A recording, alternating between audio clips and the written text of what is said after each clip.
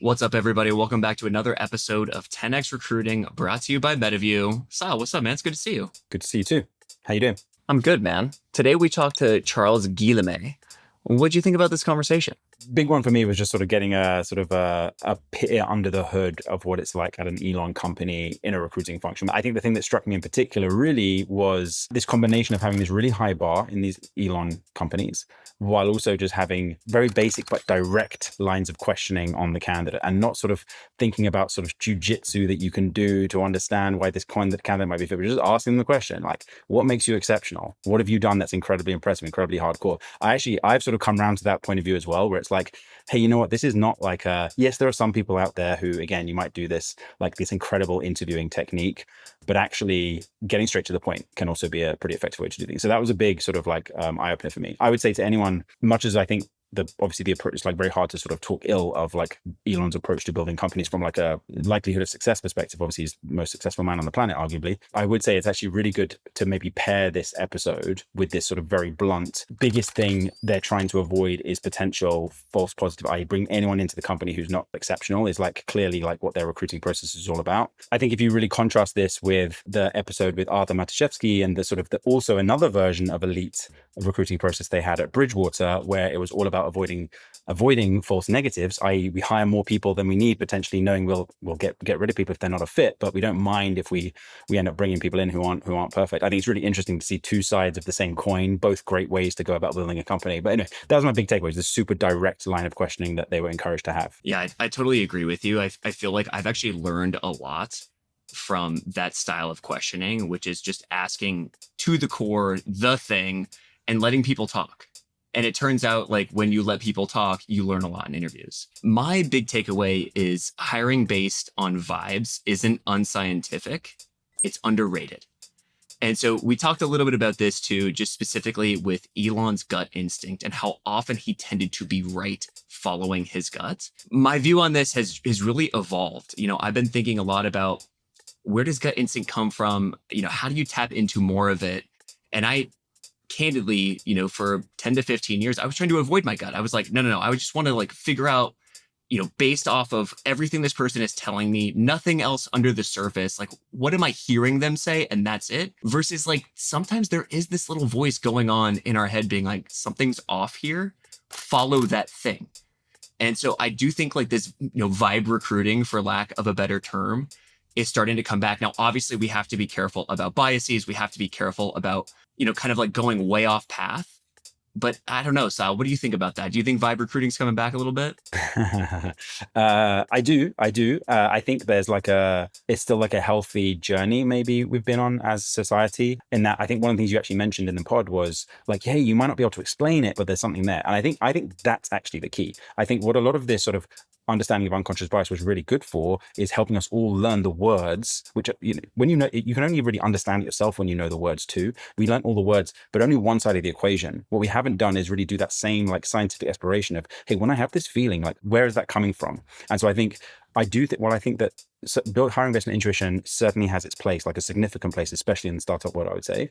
I do think it is also incumbent on you as an operator to work out, can you articulate that so other people can get it? So your recruiter can get it upstream of you and therefore do a better job at sourcing. So your interviewers can understand. So I totally agree, but I think the work is working out how to articulate it. But in lieu of being able to articulate it, it doesn't mean you should totally ignore it. I think that's the sort of the thing we've maybe started to realize. Super well said. Well, I love this episode. And without further ado, here's the latest episode of 10X Recruiting, brought to you by Metaview with Charles. This is 10X Recruiting, a podcast from Metaview. Let's get after it. Charles, what's up, man? Where in the world are you right now? Hey, I'm in London. You're in London? Yeah, I'm in London. We're like in King's Cross. King's Cross is like the big like train station that you have in the middle of London, basically, where you can go directly to Paris. It's like super convenient. It's like a 2 hour. Isn't that like where they did the Harry Potter filming? Correct. I didn't want to open up with that, but that is exactly where it is. It's it's basically the Harry Potter stuff. I don't even know any of the stories of Harry Potter, but I know my wife and her family are like pretty into it. I mean, did you watch and read the books? I did not. None of that. What is wrong with you? I think we just lost 3/4 of our audience. I know. I'm not into sci-fi at all. Can I tell you, I also don't watch Game of Thrones. Dude, dude, what? I'm probably the only person you've met that hasn't watched Game of Thrones, but I've never watched a single episode of Game of Thrones. Holy shit, man. Yeah. Like, all right. So I'm going to give the audience like a little background. So you were at Gusto, and you and I just kind of like, I think Gusto was like nearby the DoorDash HQ in SF. Yeah. I would see you like getting coffee all the time. We would like interact with each other. Then we would like see each other at Equinox. And then you end up over at Neuralink, which I want to get into in a little bit because I think that's like a fascinating job. Then you were over at Meta, and now you're over at LocalGlobe as a partner. You could have been like, you've been all through tech, yeah? Yeah. 2 decades now. I was before Augusto. I was at a company called Lumosity. And I don't know if you remember, it was like Brain Games. And the way They I were fell in way hot. They were way, way hot back in the day. super Yeah. hot. It was an amazing company. Honestly, the talent there was spectacular. But I essentially I worked there for 7 years at Lumos Labs. And I was a product manager and a user acquisition manager, like basically marketing. And I wasn't very good at it. But what I was doing, it was recruiting for my team. And at some point, my CEO, Kunal, who is actually like a really good friend of mine, was like, you seem to be much better at like hiring for your team than actually doing the job. Have you thought about doing recruiting? So that's kind of how I transitioned into recruiting. And then I moved into Zen Payroll, and I was the first recruiter at Zen Payroll, which then became Gusto. And Gusto and DoorDash were basically the same cohort at, I think the same year at YC. I think same cohort, same year at YC. And the both of us like came out of those two companies, Gusto and DoorDash, yeah. Damn. Okay. So I didn't realize that you ended up in recruiting because of like a low performance review score. Basically. But I had a very nice CEO that was like, well, we really like you. You seem to be very much into what you do, but you're very bad at your job. Like you cannot put an Excel spreadsheet together, which is what I had to do. And, but you seem to be a people person. So like, we need to scale. Like, do you want to do recruiting? And that's how I did it. It's like such a great lesson. And, we all have unique strengths. And, most companies, if it's just like not working in a role, like they're just moving on, especially in today's world. And if you can actually find that person's unique strength and there is a need in the business, it's a great opportunity to be like, all right, we at least like this guy, right? Like, let's give him a shot over here. And to this day, actually, I think of this CEO as someone that really kind of had an influence in me, because I think it's like very easy, like you said, to write off someone in their skill sets. But if you can identify like a strength and the company is growing, like honestly, you can just do whatever, right? And I feel very, very lucky. Like I think he influenced me. He was like, I see you in recruiting, but like very, very far. And you got to start there, and then you can go up. And he just had like a ton of faith in me. Wow. See, I think about these people all the time who have more foresight than we do about ourselves. And it takes like a seasoned person, right? To kind of who's seen the movie before, Yeah. right? Who's like deeply invested in people and their team to be able to be like, hey, this thing isn't working, but like, I see you over here. And like, then to like place chips behind you and make that bet. I aspire to be that person for others. I think you can definitely be that person. It sounds cliche, but I think the idea of having a mentor is like so important. And I think having more than one mentor is actually really important, because what I realized through the years is like you have one mentor for a phase of your life, but then you move on into a different phase and a mentor might not be as relevant, which is like totally fine. You just move on. But I think having like a couple of people that you can trust, like even a peer, it can be someone like a peer at a company that you work with. But like having a third point of view or like an external point of view on you, like your strength. Actually at Neuralink, like, I know we'll get to this, but one exercise that we did with the recruiting team is we had an Excel spreadsheet out of all support, and we listed like strengths and weaknesses of each recruiter as like an exercise to basically understand each other much better. And I thought it was incredible, the output that we got out of it and how much better we work. It's kind of like, all those exercises that you can do about your strengths and weaknesses, but it was directly applicable to the job that we were doing on that day, not like overall, like how you are as a person. Anyways, that was like just, it was really, I always think that the best feedback that you get is not from your manager, it's from your peers. And it's the same in mentorship. It's so true. Tell me more about that exercise. So like, I think everyone does a little bit of an eye roll when we talk about like the Enneagram or like some of these like personality things, but you're saying like this was actually specific to the role? Yeah, we had like massive goals to achieve. A very small team, super lean. Elon wanted to keep the team very lean. And anyway, Neuralink wasn't about scaling and hiring like thousands of people. You know, it was finding like the one Nobel Prize that, you know, could help us in microfabrication into a very niche skill set. And so for that, you know, we had like very key hires that we needed to make, and we didn't really know how to go for it. So one of the exercise was like, what are you good at? Like, let's just like put it on the paper and list out all the things that you're amazing. Like, are you an incredible sourcer? Are you really good at like closing candidates? Are you good at like managing difficult hiring managers? And then basically like you map out like what people are really good at, and then you come up with a plan for the next 6 to 12 months. And I think that was like a bonding exercise, and it was so much better to hear like good feedback from your peers as opposed to just like you wondering what you're good at or not. That's really, so you basically had all of the team, you know, say it's like 7, 8 people, whatever, for every single person, like, and doing it in a blind way, saying like, this is what I think this person's good at. Yeah. I mean, not even blind. Like I would be like just with the name, like it was very transparent. That's sick. Yeah. I love that. Okay. I do want to talk about Elon and Neuralink. Yeah. And, you know, he's obviously a polarizing figure. The term that comes up when I think about Elon companies is hardcore. And we're in this moment right now. I've been seeing it all over Twitter. Every SF founder who's like seed stage Series A I'm talking to right now is doing the 996, right? Which is like 9 a.m. to 9 p.m., 6 days a week. Some of these guys are working like 7 days a week. And I'm curious, like that's what I always hear about with Elon companies. Like, what was that hardcore culture like for you? I think every story that you hear at an Elon Musk company is true. There's like literally, it's like there's no smoke without fire. It sounds stupid, but like it's pretty much true. The hardcore, I think, come from the mission-driven aspect of the company. And actually, just as a side note, like one thing that I've noticed with people who work at an Elon Musk company and then leave an Elon Musk company, they have a very hard time for the next company that they join, because it's hard to find a company, to be honest, that's as mission driven as what Elon is doing. And you can agree or disagree with him. Like, you know, we're not going to go into this today, but Neuralink is essentially like insanely mission driven. You have to put a chip inside the brain of a human to restore like functions. And then Tesla, autonomous driving, and obviously electric cars, and then SpaceX going to Mars. Like those are like insanely mission driven companies.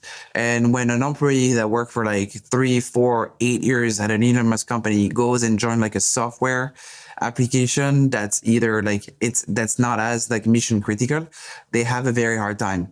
And the reason why I explain this is because being hardcore for Elon, I think, is believing in a mission. And that's like one thing that he does the best, is hiring people who are like 200% committed. Like they're willing to relocate from SF in the mission where Neuralink's office was to like Austin, you know, with their family, and to work like no work-life balance, and to just like dedicate their entire life to Neuralink. And that's kind of like what it takes to build something that's that novel, that like innovative, that moonshot. And I don't think you can do it kind of like doing 9 to 5, unfortunately. So just to go back on like your initial question, like Elon is incredible at like spotting talent that's like the most mission driven, that cares so much about the mission. And they hire experts in this field, you know, experts in like each of the field that they want to build.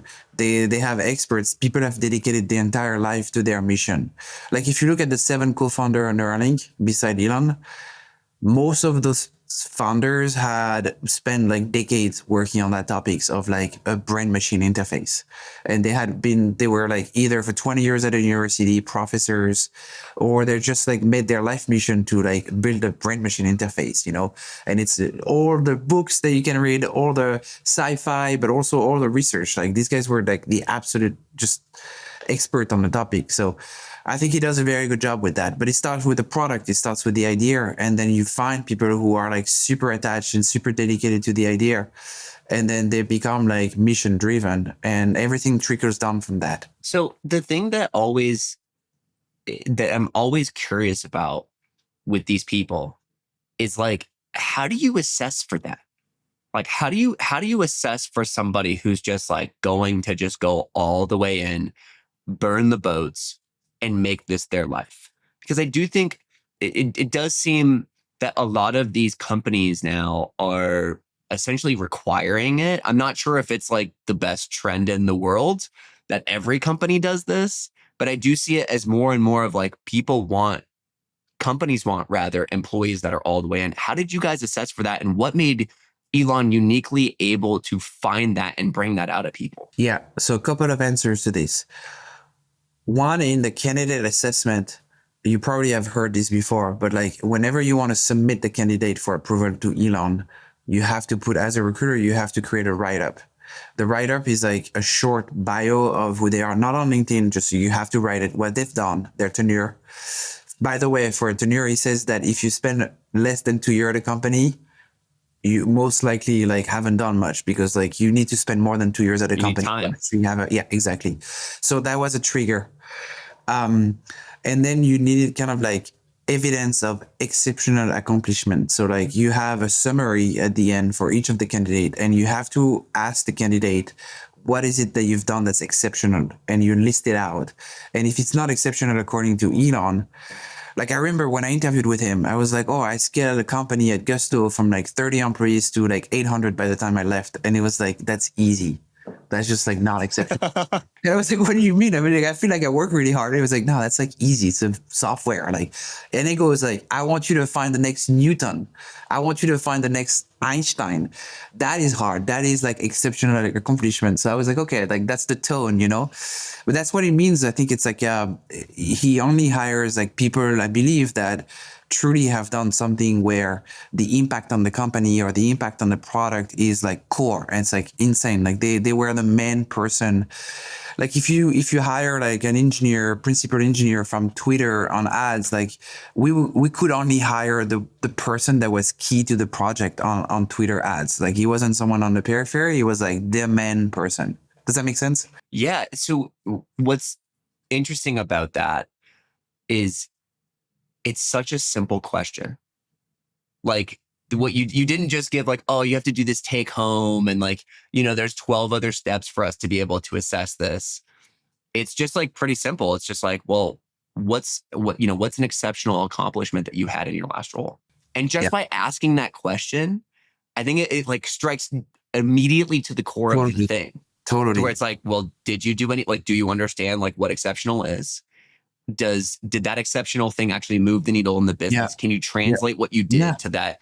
And it just like gets so immediately to the core of the thing. And I think also he sets the tone, because if you join as a hire, the tone is like, okay, I'm here to do exceptional stuff. Like he's screening for it. So like, I'm going to be here for exceptional stuff. Then the other thing that he's done, which I don't think is incredibly innovative. I think a lot of companies, especially in SF, do that. But one day, we got together and he was like, if you think about an exceptional hire at Neuralink, like what words come to mind to describe this person? And so people shouted, like we're 20 or 30, and people shouted like, oh, he's like a doer, or she has no ego, or like she's the most technical person I've ever met. And anyways, he combined like those words into 4 like buckets, 4 themes.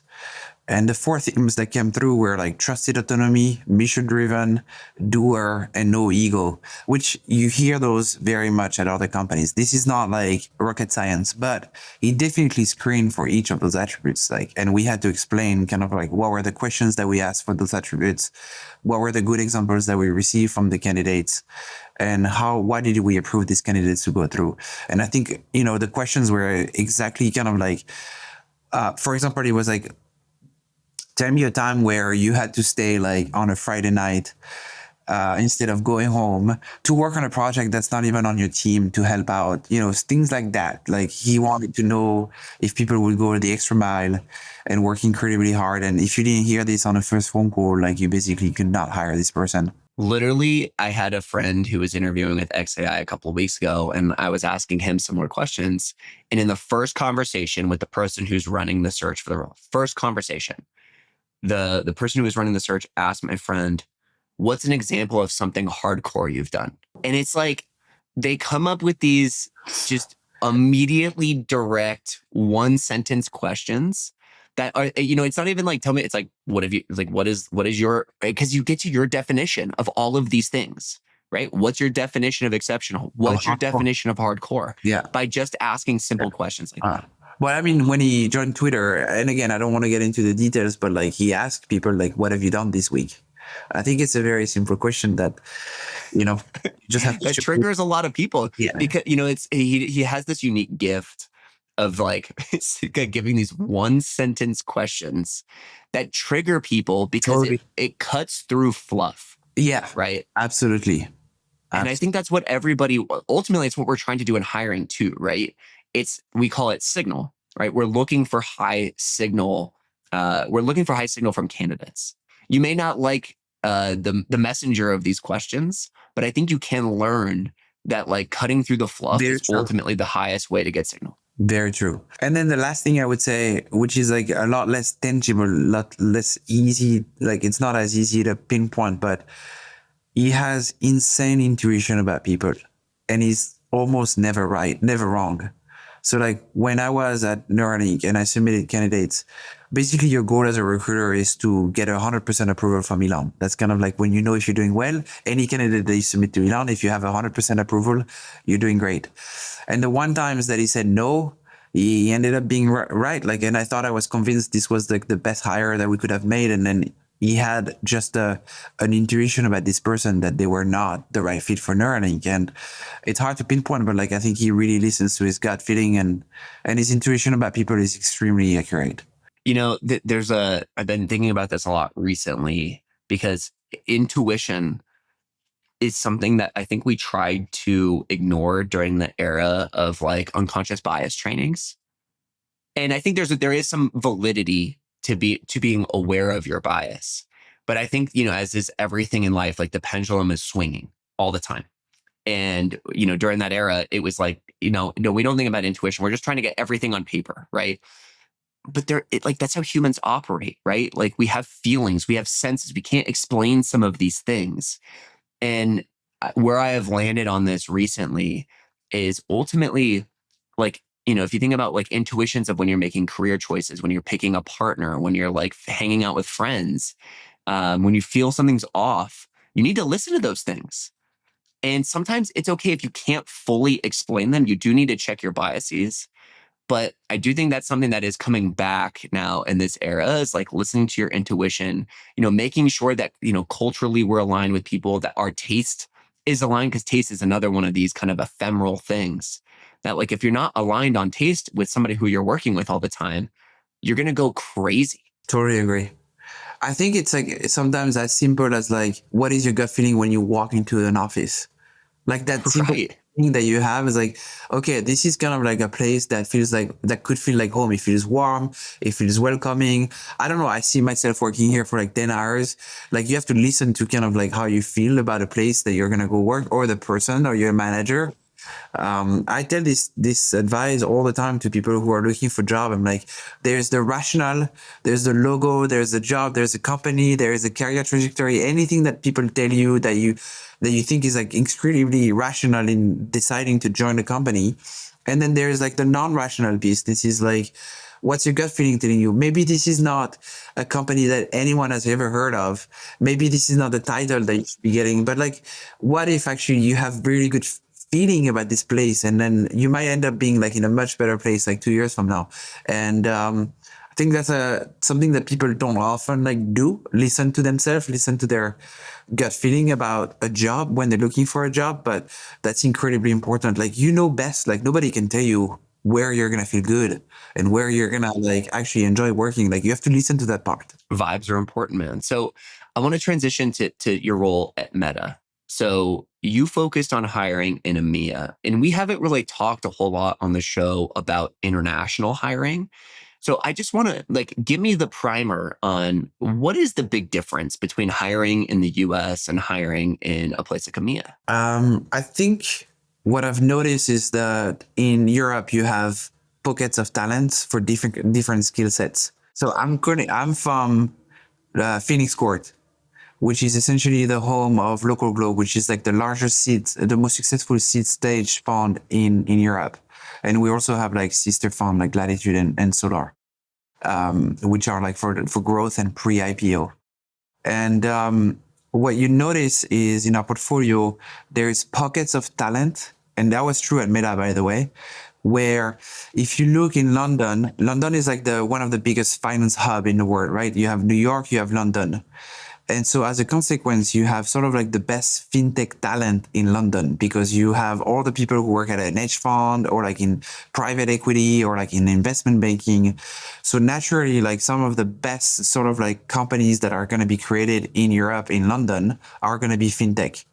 And then if you go to Paris, Paris is massive on AI.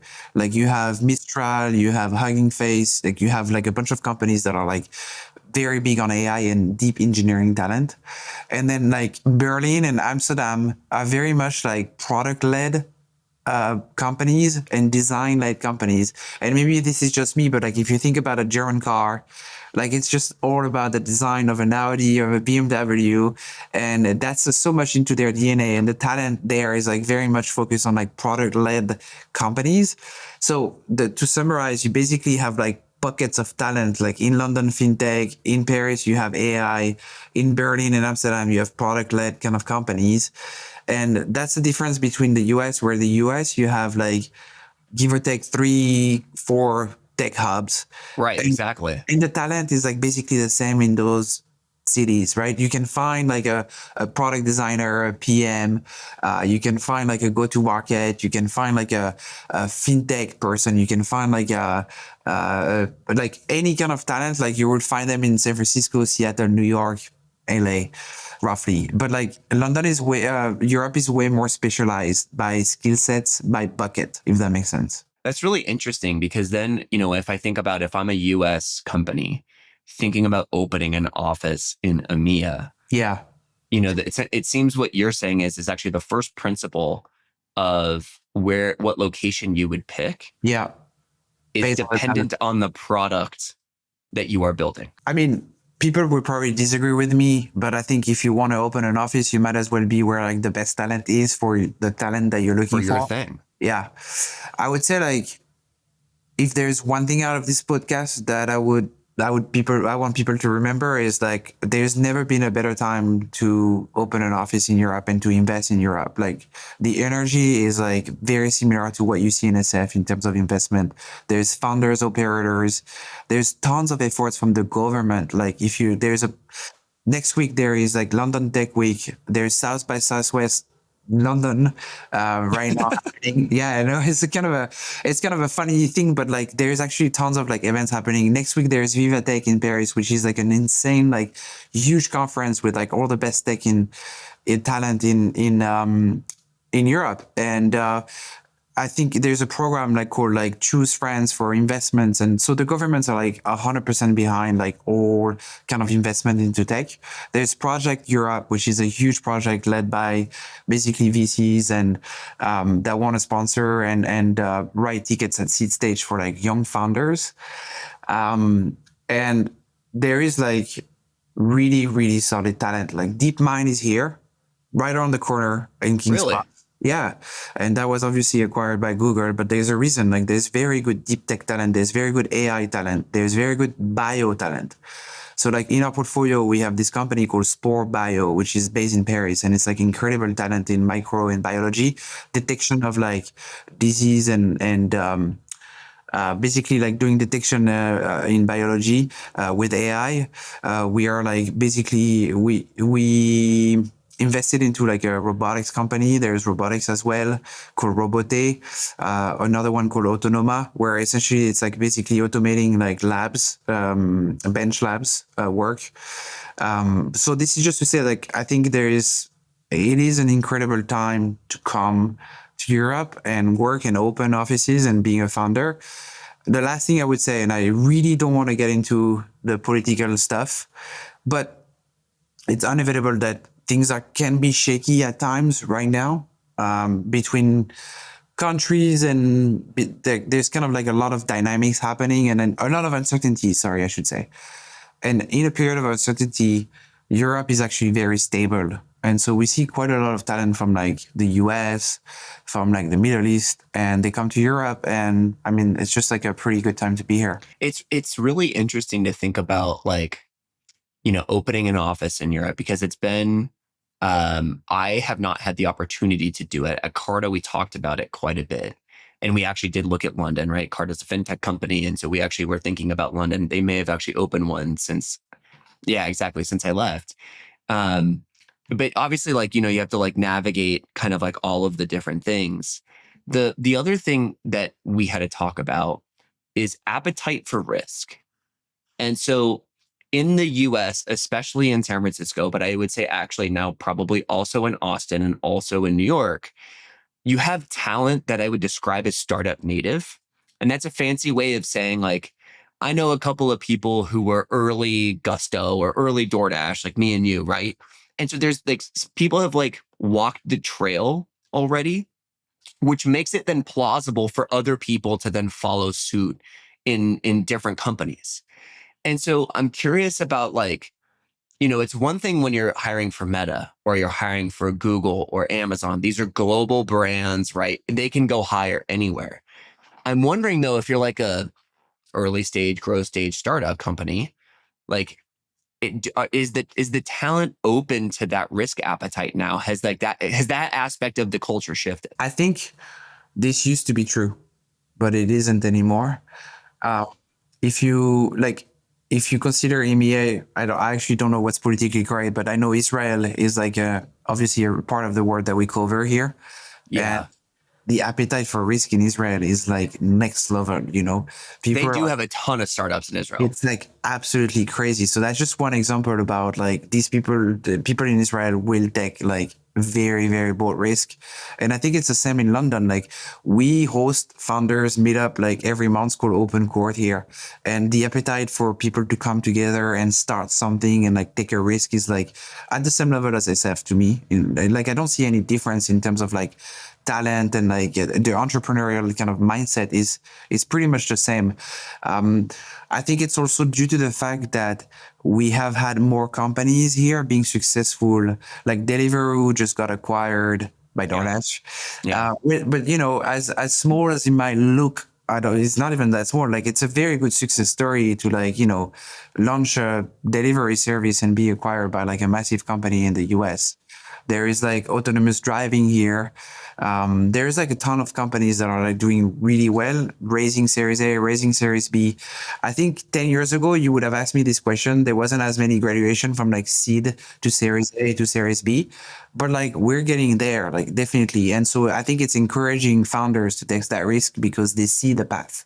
Yep. What Totally. you were mentioning between Gusto and DoorDash. There's Exactly. more things happening.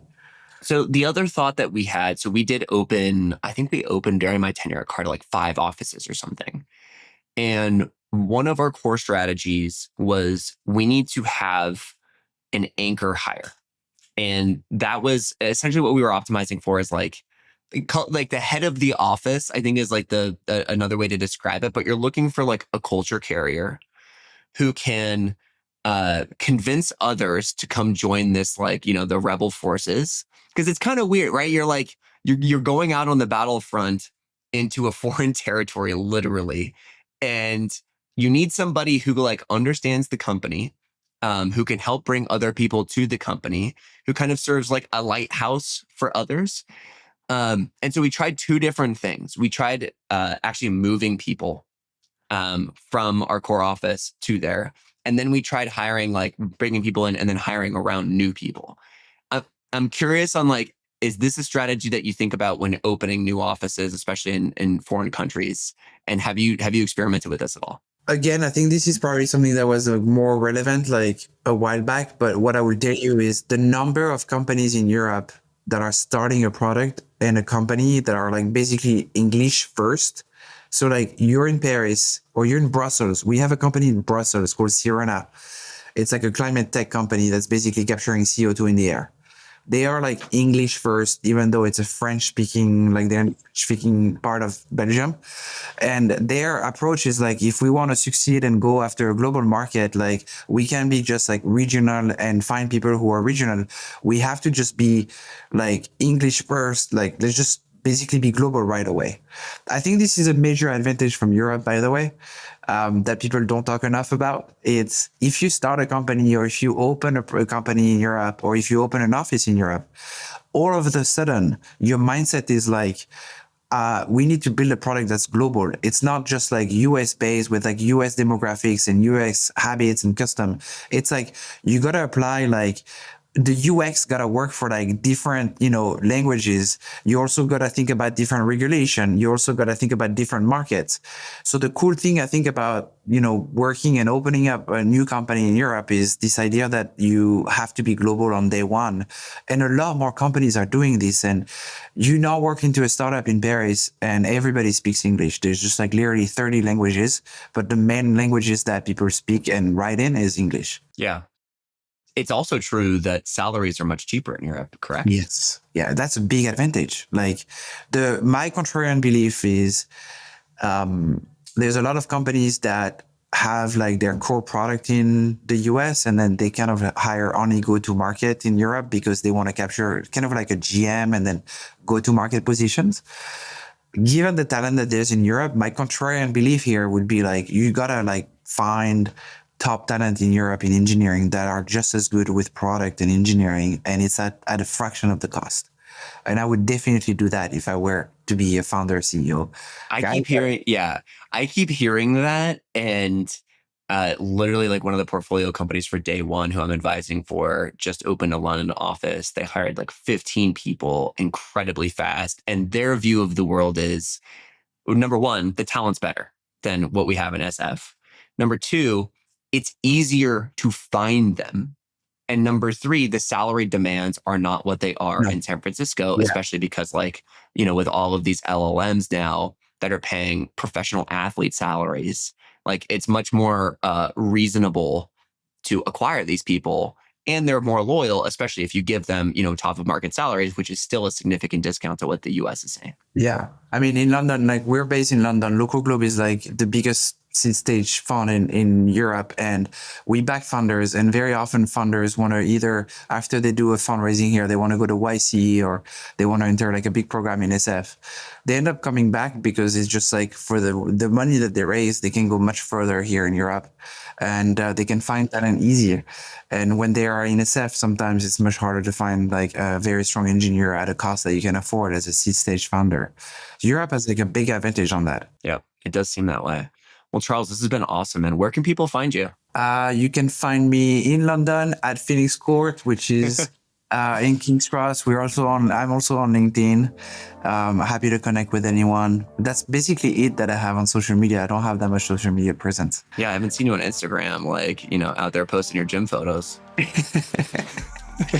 it, LinkedIn. I stay pretty professional. I love it, man. Thanks so much for the time.